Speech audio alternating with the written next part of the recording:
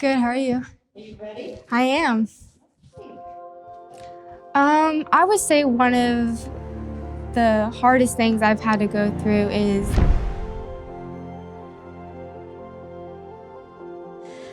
Sydney is very, very type A. She's just like her dad and her grandmother, always trying to be a perfectionist in everything she does. You know, she's also fun, and she's a very tender-hearted kid. Sydney in 3 words. Emotional, strong, and I'm gonna say fun-loving. It's kind of a hyphenated word, but fun-loving for sure.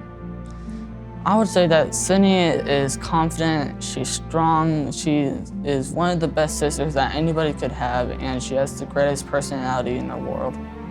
Yeah, Sydney is the sweetest girl you'll ever meet. She takes a lot of things to heart, and she really is caring.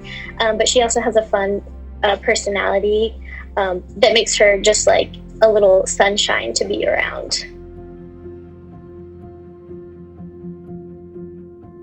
We've lived in Oklahoma City for 18 years now. We graduated from college and moved to Oklahoma City to start our careers. When I found out I was pregnant with Sydney, Dusty and I were so excited. You know, we had a 10-year-old daughter already. She was the only child for a long time. And then we went to the doctor, and she said, your blood pressure's a little too high. I think you're gonna have this baby. And we're like, this is almost a month early, 3.5 weeks early. And she said, it's fine. We went in to the hospital, and Sydney was born on July 1st. She was 5 pounds 4 ounces when she was born. They whisked her away. Like, as soon as I had her, they whisked her away. I didn't know what was going on. And so she ended up in the NICU for a little over a week. She stayed there, and she was jaundiced. And so when she actually came home, she was 4 pounds 11 ounces. She had all the milestones as any other child would, so she grew up just fine. She was kind of a daddy's girl. Her and I would do stuff together, like to play. At her 10-year-old checkup is when we found out that she had scoliosis. Our pediatrician noticed a slight curvature in her spine. He did the bend test. It was 18 degrees. And then by the time we went back 6 months later to the local children's hospital, we did the wait and see thing. It was 32 degrees. They, said that she needs to be braced that day. So that was the first time that we heard about bracing. I was somewhat familiar, obviously, with scoliosis because my mother had scoliosis. She had it as a child, almost at the same age that Sydney was diagnosed with it. I think being able to share those experiences with Sydney helped. I could tell her that, hey, my mom had to do this when she was younger too and had to go through this experience. We started looking at other alternatives. We went to Wisconsin to a specialty clinic up there. We went to a yoga master that actually, he was trained in India, because at that time it had progressed to 43 degrees, and Sydney felt defeated. She cried, and it was the first time that she's cried about her scoliosis. And it kind of makes me cry when I think about it, because she worked so hard at it. She wore that brace 23 hours a day for 2 years and never complained. And Dusty and I knew that we needed to do something different, because we did not really want our daughter at 12 years old to have fusion, and she was looking like she was going to have it.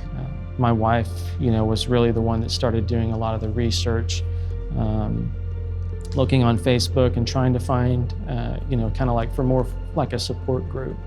And she found a group for VBT. I'd never even heard of it before. And I got on there and I just put Sydney's story in, like, this is her age, this is what her curve is. And a guy named Kyle from Oklahoma, he messaged me.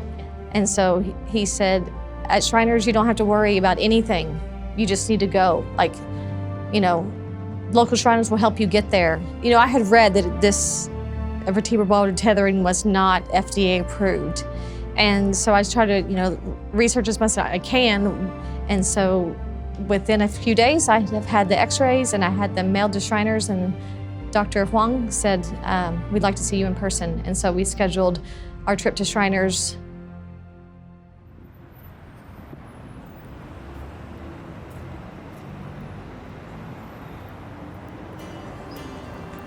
I remember the first time I went to Shriners in Philadelphia. I was nervous, but they just looked at me and just immediately started to care about me and who I was personally, like on a personal level that you don't see in very many places. Dr. Huang was fantastic. I mean, he answered all my questions, really gave me a sense that the doctors and the team there, it's not really just the doctors, it's the nursing staff, it's the whole team, everybody. They really know what they're doing. They really take care of the patient.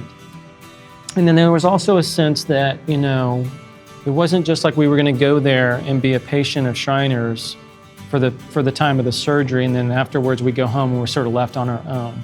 I really got a sense that, you know, Sydney would continue to be under the care of Shriners for a long period of time, and that they were going to continue to monitor her care and her well-being over her lifetime. Dr. Huang said she was a candidate. You know, he said, you can do it or not, it's up to you. You know, she can continue bracing, but she's a perfect candidate at this time. And, you know, we went ahead and did the preliminary test that they wanted, and, you know, Shriners was leading the charge. We knew they were the best of the best. We weren't as concerned about the FDA approval, but we knew that they were leading the charge and that they had done several of these, and we had seen results from other kids. So essentially, with scoliosis, it's basically a curvature of the spine. So you have kind of a rotation component. And what we see on the x-rays and what families often see is kind of this curve on the x-rays of the spine. And so ultimately we want to straighten the spine so it doesn't get worse, and then provide the best correction we can to children. So with the VBT, or the vertebral body tether, the theory is that you can actually correct the scoliosis and use their growth to help improve the correction. And so what we tend to do is, through the chest cavity, we make smaller incisions and put a screw into the vertebral body, which is the bigger part of the spine, and put an anchor. The tether is kind of a rope that has a little bit of tension on it, and that allows us to apply a force on one side of the spine. So we compress one side, and then the other side can differentially grow. So it kind of slows down growth a little bit on one side, allowing the child's growth to help correct the curve over time as well. And so ideally, hypothetically, we think that'll preserve motion, hopefully distribute the stress of the spine so not any single level has more stress, and maybe long-term avoid more issues with degeneration and pain. With the scoliosis, say, for example, with the curvature of the spine, it affects the pulmonary function, and in severe cases can affect other organ structures. And so really we want to kind of maintain as straight a spine as we can and allow for growth and respiratory and lung development. It's a unique environment. I think for the VBT, that's a perfect example where there's very few places that you would ever be able to develop this and pioneer this technology and advance it the way that Dr. Samdani and the group here did. And here, the focus was on the children, that partnership, and that's the way this whole technology came about, which is pretty amazing. We were in the prep room with Sydney. It's a surreal moment, right? You know, we held Sydney's hand. I think we were all kind of being brave for each other, and then they wheel her off and close the doors. And I think my wife and I it was just kind of an emotional release. Sydney hasn't worn a brace since that. She's able to do everything physically that she wants to do. She had a very good experience with her surgery. You know, there were no complications or no issues. Her recovery was way better than what I was expecting in terms of her speed of recovery. I think a lot of that is due in part to the surgery itself. I mean, the procedure that the doctors have come up with for this vertebral body tethering is really incredible.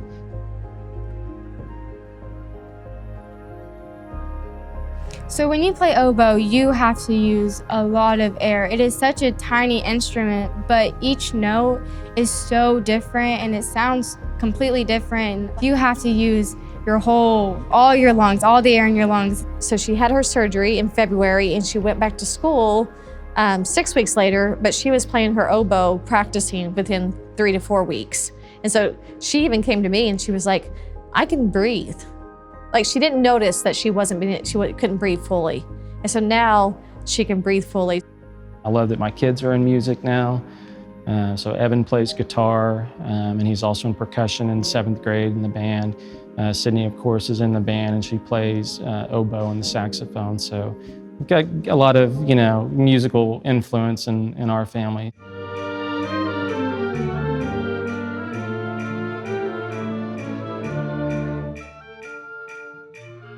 So she's a fabulous oboe player, but not only that, she has to double on a marching band instrument as well in the fall and saxophone. So she actually doubles in the fall semester when we run around the field. So she's a fabulous, both a player, human being for that matter, and just a really talented musician. She's an incredible role model. She works with other kids very well, like you asked a while ago. It would be nice to have 50 of her. I would be very happy with 50 of Sydney's. That would be awesome. It really would. She's an awesome child. Band is my favorite subject because it's something that I get to do with my friends and I get to involve my family in. I learned how to be more outgoing and to problem solve. And I know it sounds weird to say that about band, but band really is every subject in one. My brother and my dad, they love to play drums and guitar together. And so I'll go in there sometimes with my saxophone and just play whatever I feel like is, fitting. And it's really cool because afterwards, after you're done playing, you're just like that was cool. Like that we were all able to come together and to make music. Again, it's really special to me just because of the emotion behind it and how meaningful it is for people. So when I think of Sydney, I would describe her as compassionate. She is a natural leader.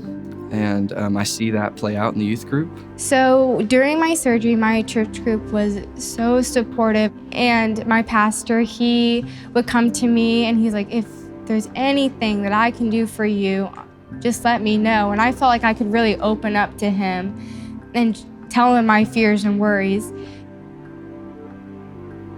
I wanted to shout to the world about the care that we received at Shriners. So we found Curvy Girls.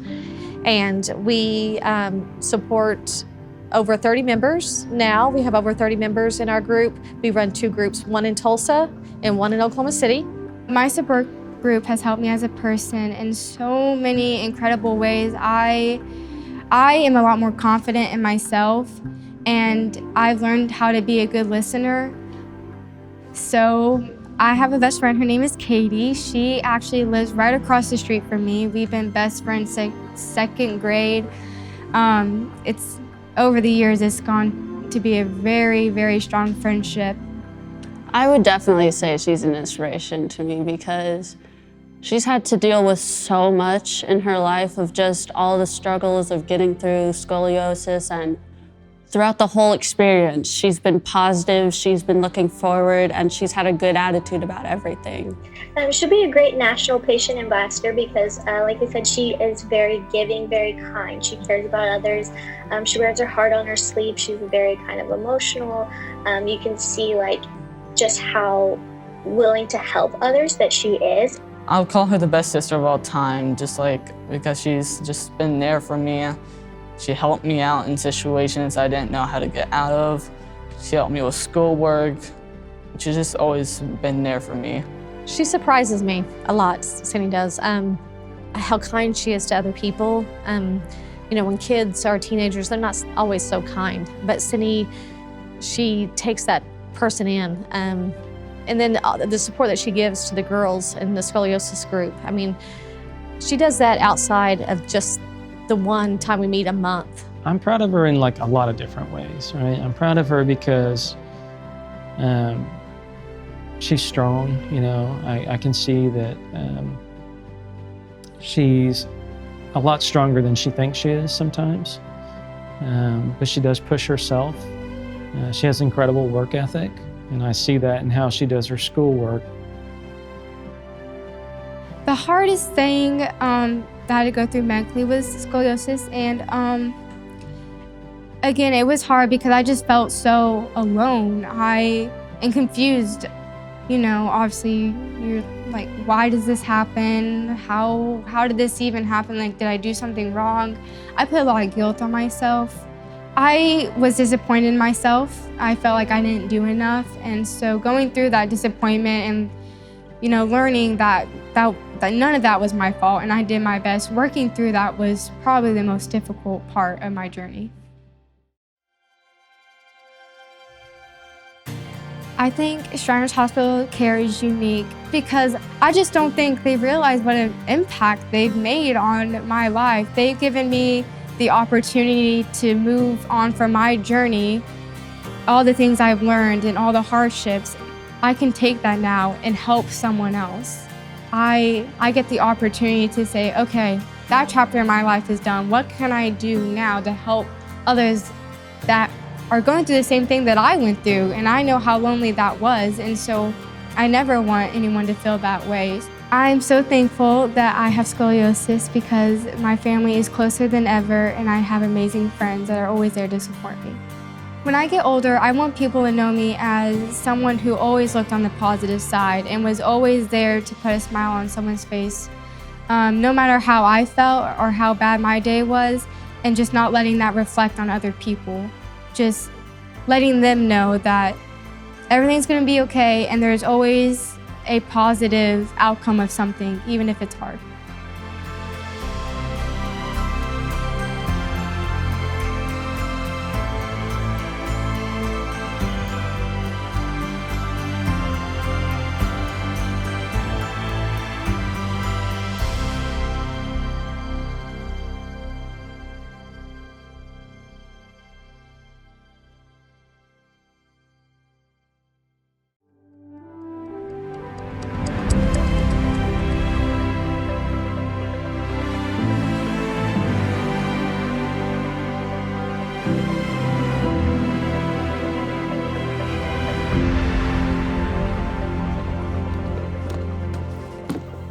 Hey guys, ready? It was really scary to me. I was thinking.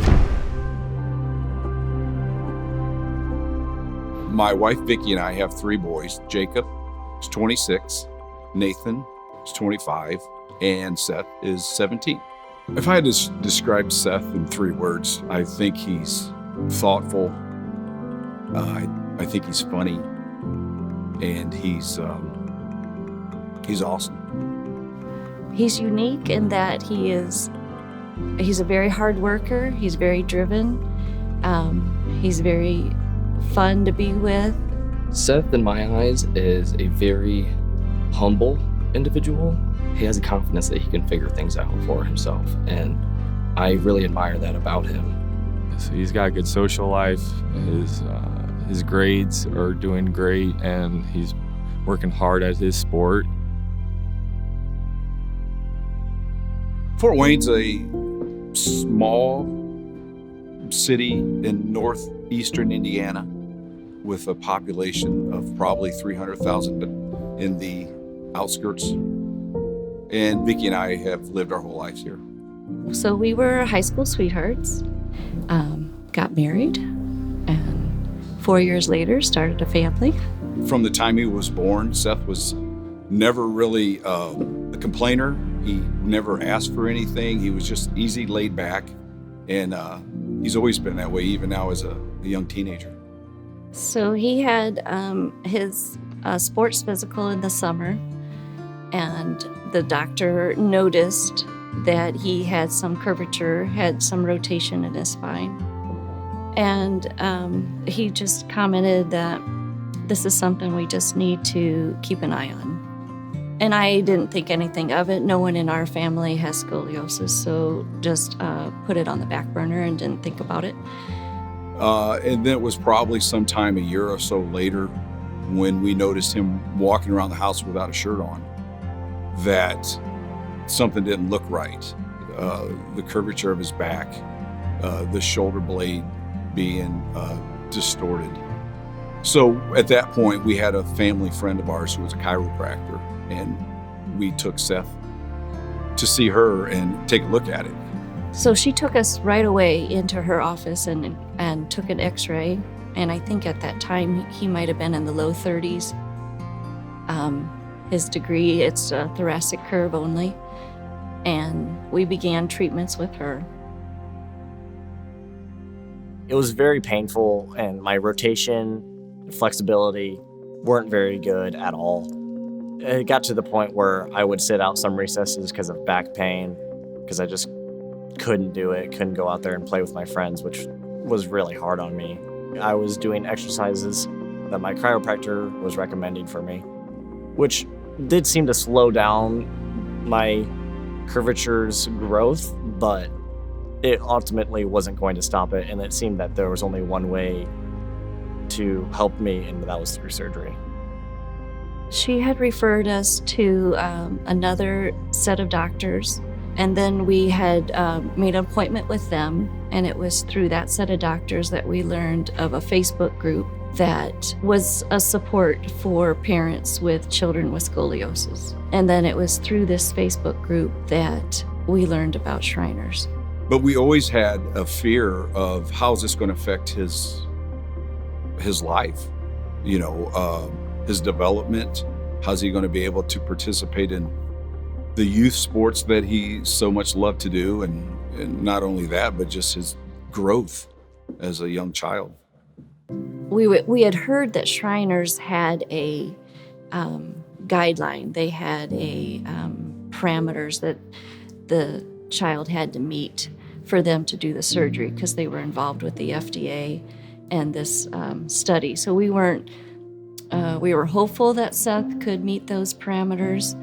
We kind of thought he did fit into that window. And the more we read about VBT, we saw that this was the solution for Seth. It was the only solution that we could get behind.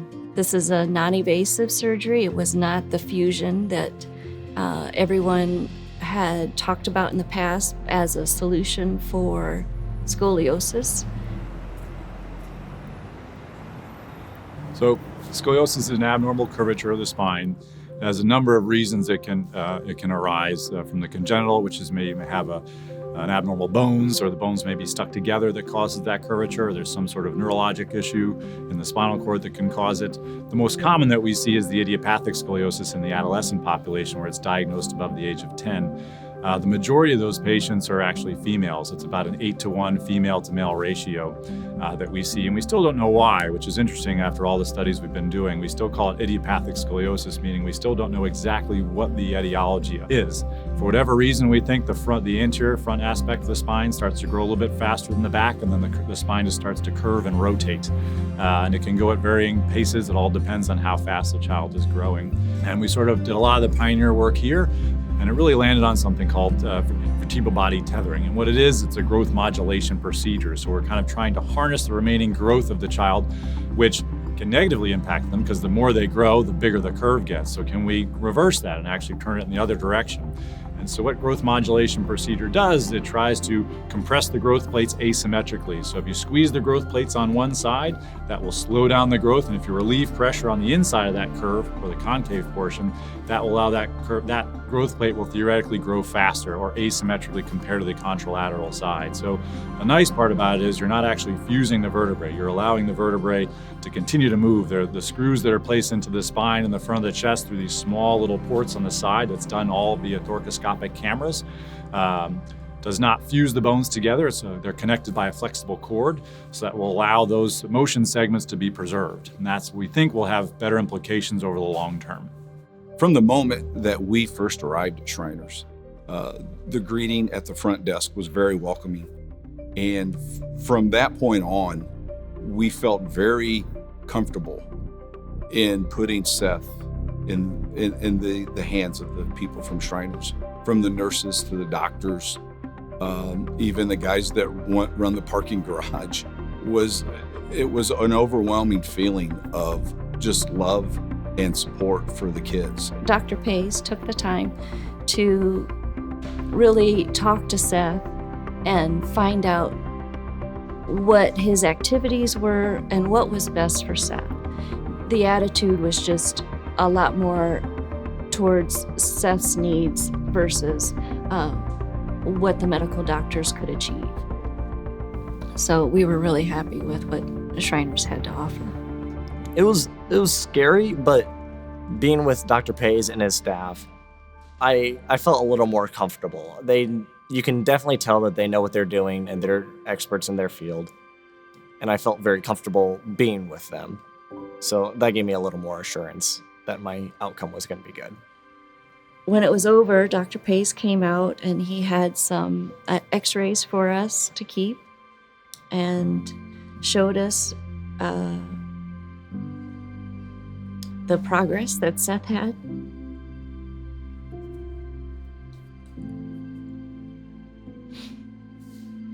To see this change, he had x-rays from before and x-rays after. But we were so thankful that he had that opportunity. Now, he did very well after surgery. I remember he was one of the ones that just kind of got up, got moving, and couldn't be bothered by all the kind of, complaints that most folks have. He just had his eyes forward and was ready to go, and let's get up, let's get walking. And he did that more and more each day, and then he was gone. He was out of the hospital in no time, and we were just sort of really, really impressed at how resilient he was. At home, down in our basement, we measured him and marked it on a 2x4 and dated it where he was at. And so a week later when we came home, we did it again, and he had grown an inch just coming out of surgery. So he was pretty excited about that. Now after VBT, he can do anything he wants. It's fantastic. When we watch him play golf now, there's no restriction in movement. He can swing a golf club and do anything that he wants to do with it. And he can do anything else. He works out because of Shriners Hospital, makes that all possible. And I'm forever thankful for that. And after my surgery, since I couldn't play football or, my options were a little bit more limited, I went to golf. I like the mental challenge of it. It's very easy to get in your head.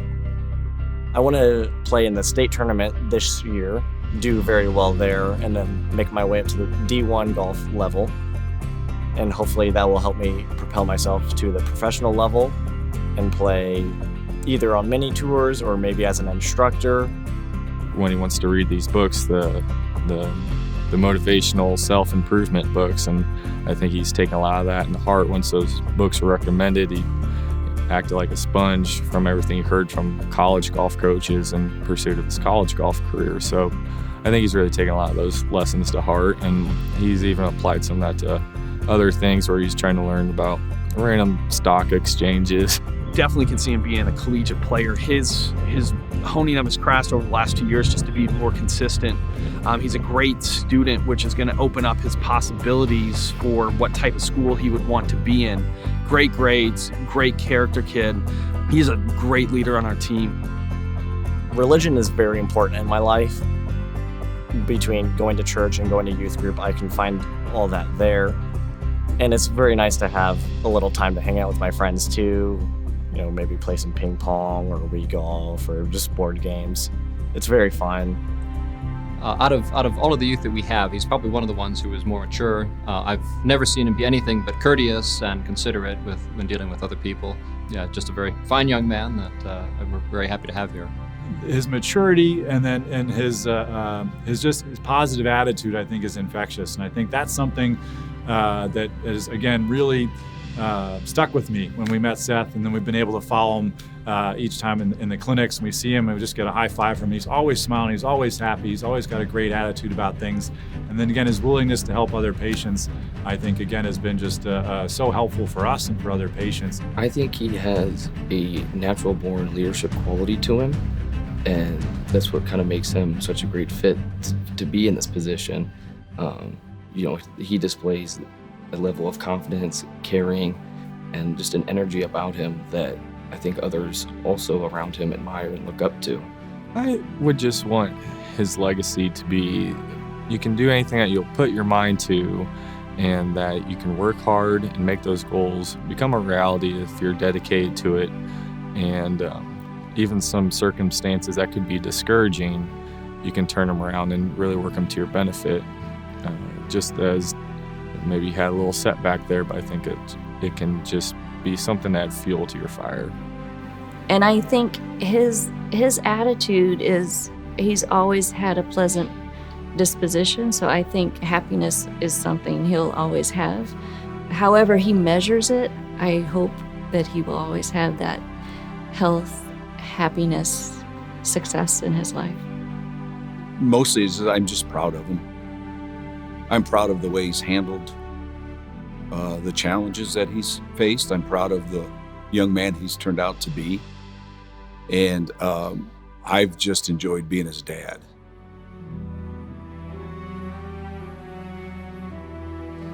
It was really scary to me. I was thinking that maybe this was going to be a huge, big surgery, very scary, long recovery, and maybe I won't even get back to being half as athletic or what I could be. But I'm glad to see that now I can do all the things that I feel like I would be able to do without scoliosis. Shriners has given me a lot. Without them, I couldn't do half the things that I can do today. And I feel that there's just no way that I can give back enough, but this is a start. I want to be remembered as a hardworking person who could get along with a lot of different people, but also as a guy who was very strong in his faith and did a lot of good works for people and for himself.